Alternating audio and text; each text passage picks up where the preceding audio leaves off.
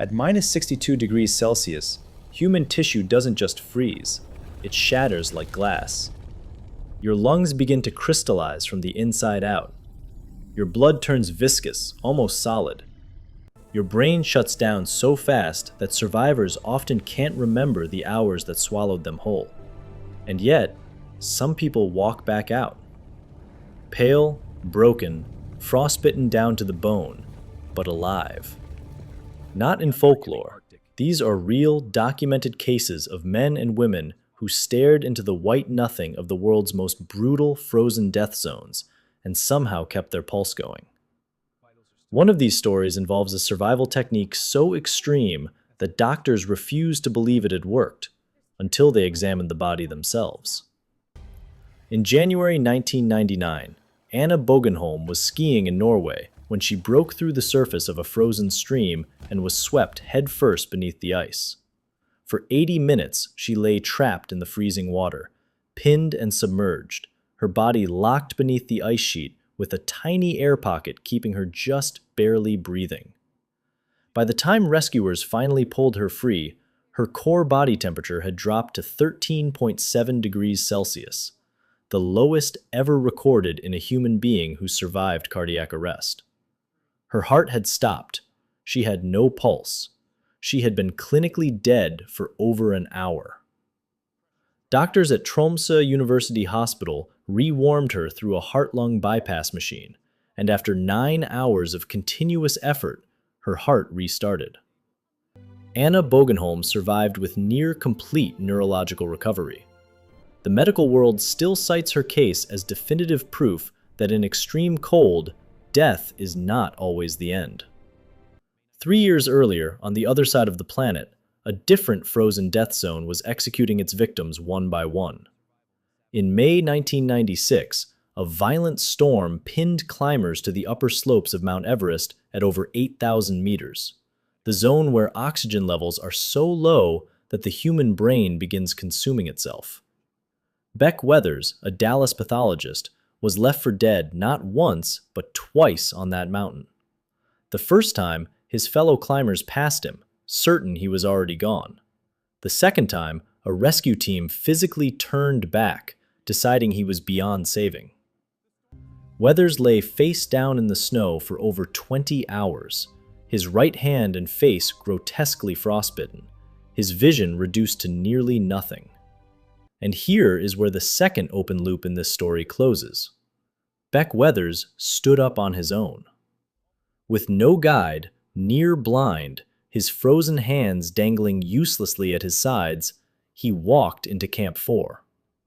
Surgeons later amputated his right hand and the tips of all 5 fingers on his left, and rebuilt his destroyed nose using tissue from his ear.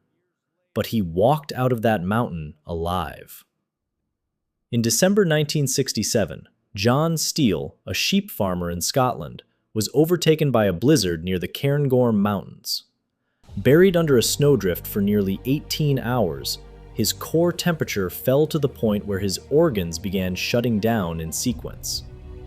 Search teams found him the next morning, barely breathing, limbs rigid, skin the color of ash. Emergency rewarming over several days pulled him back. The Cairngorm Plateau has since killed dozens of experienced hill walkers, but Steele remains one of its most thoroughly documented survivors. In 2012, Mauro Prosperi, an Italian police officer and competitive ultramarathon runner, became lost during the Marathon des Sables in the Sahara Desert. His most dangerous hours came not from the heat, but from the near-freezing temperatures that fell across the desert at night, driving cold through his sweat-soaked clothing and sapping his core. He survived 9 days on raw biological instinct, the condensation scraped from the walls of an abandoned Marabut shrine, the blood of small desert creatures. The intersection of extreme dehydration and hypothermic shock in his case is still studied in wilderness medicine research. In February 2012, a 2-year-old girl in Winnipeg named Erica Nordby was found outside in minus 24 degrees Celsius weather, wearing only a diaper after crawling out of her home at night.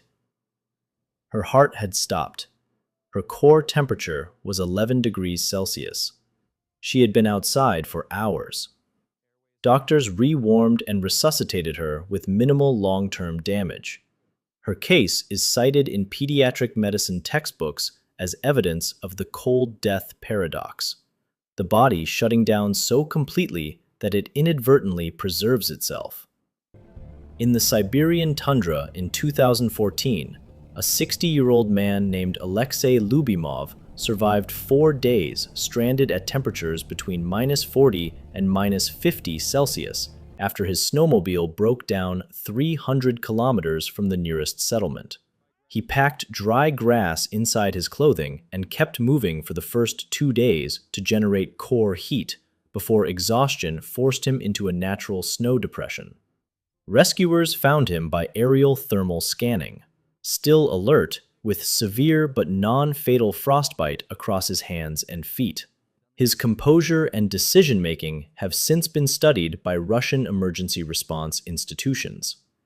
In 1972, the Andes flight disaster placed 45 people on a frozen mountain range at over 3,600 meters, with night temperatures plunging to -40 Celsius and the shattered fuselage offering no insulation against the wind.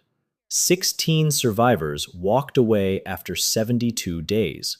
Their frozen endurance, sleeping in tight human clusters for shared warmth, building shelters from seat foam and aluminum wreckage, remains one of the most documented extreme survival events in history.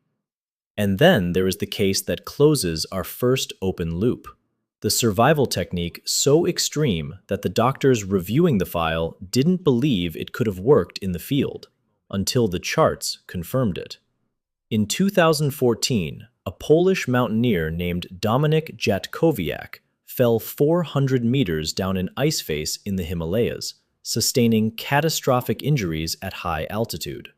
With no helicopter evacuation possible, his team packed him in insulated material and intentionally induced a controlled hypothermic state, deliberately lowering his core temperature further to slow blood loss and neurological degradation during transport.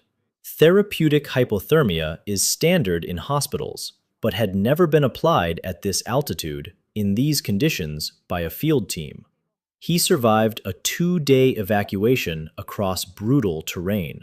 His case is documented in the medical literature. Frozen death zones do not forgive. They don't negotiate. At -40, -50, -60 degrees, the mountain and the tundra and the ice field are not dangers. They are patient executioners. But the cases in this video tell us something that cold science is still working to fully explain. The human body can drop to temperatures that stop the heart, collapse the lungs, and shut off the brain, and still come back. The key word in extreme cold survival is not strength, not training, not equipment.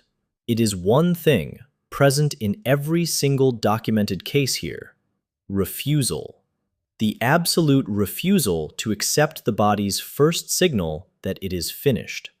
If you are drawn to survival stories at the edge of human endurance, you are already asking the right question. Not how people die in these frozen places, but how they don't.